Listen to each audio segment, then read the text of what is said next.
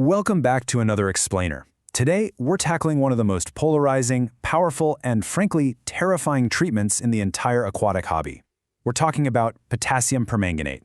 Now, if you keep goldfish or maybe run a koi pond and you've battled a really nasty parasite outbreak, you probably heard whispers about this deep purple chemical. It's widely known as an absolute miracle cure, right? It can wipe out pests, strip away infections, and leave your water looking like sparkling liquid glass.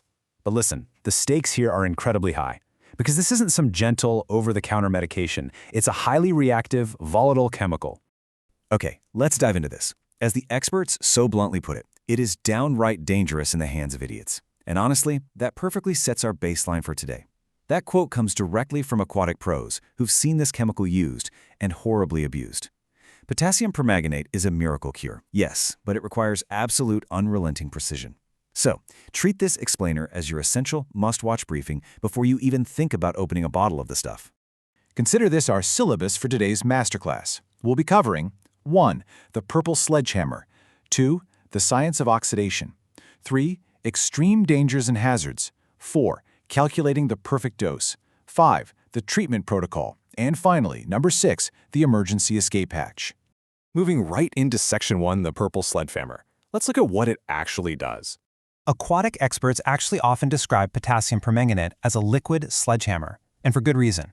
When your goldfish are suffering from heavy external parasite loads, things like trichodina, costia, or those incredibly stubborn skin and gill flukes, this chemical absolutely wipes them out. But there's more. If your fish are suffering from bacterial ulcers, it acts almost like a chemical scalpel, literally stripping away the necrotic, dead tissue to give that wound a fighting chance to heal. And the bonus? It completely destroys dissolved organic waste in the water, which is exactly why, after a successful treatment, your tank or pond water is going to look impossibly crystal clear.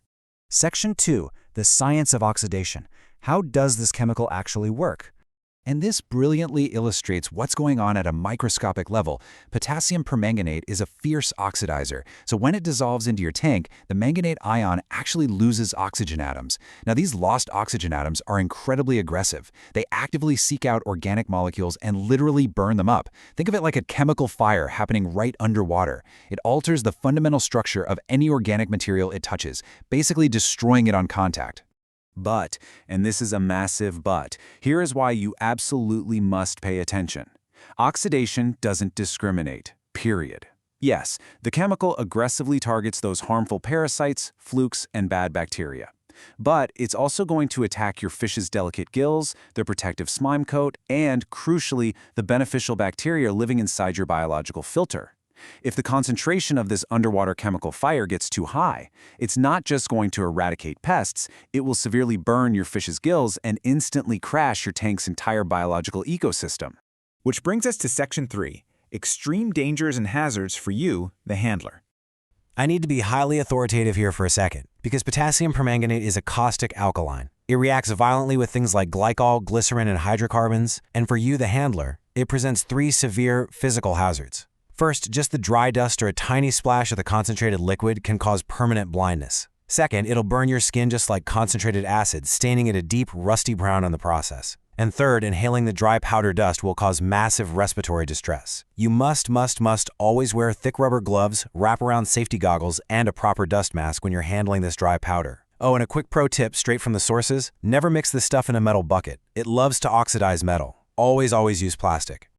All right, Section 4. Calculating the perfect dose. Precision is quite literally everything here. So, the crucial point is 10%.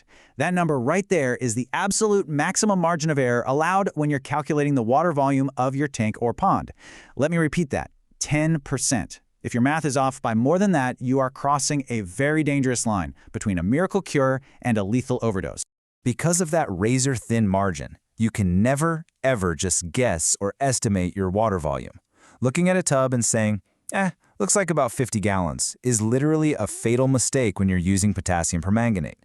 You have to calculate the exact volume, get a tape measure, multiply the length by the width by the height of the actual water level.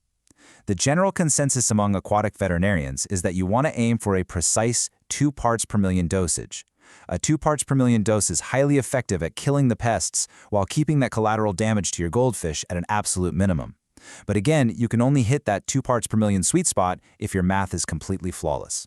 Section 5. the treatment protocol. Let's walk through exactly how to run a session safely. Running a treatment is a really strict 4-step procedure. Step 1. Bypass your biofilter entirely. Remember, this chemical kills all organic bacteria. If it flows through your filter, your cycle is completely dead. Step 2. Heavily aerate the water. Drop in extra air stones. That oxidation process we talked about, it consumes massive amounts of oxygen, and your fish are literally going to suffocate if you don't supplement it. Step 3. Dissolve the measured crystals completely in hot water inside a plastic container first, and then distribute that liquid very slowly and evenly all around the tank. And Step 4. Monitor constantly. A typical treatment runs about 4 to 8 hours. You absolutely cannot dose the tank and just go run to the grocery store. You must sit there and watch your fish. Now, what's really interesting about this slide is what you're actually going to see during the process. Your beautiful tank is going to turn a crazy deep purple, and you'll likely see this thick, dervy brown foam building up on the surface.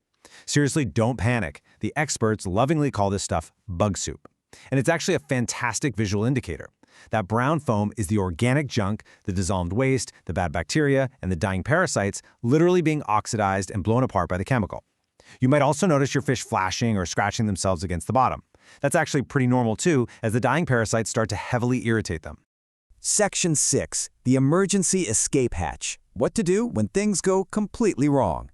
Let's move to and see how this builds, because knowing exactly when to hit the escape hatch means you have to constantly read the color of your water.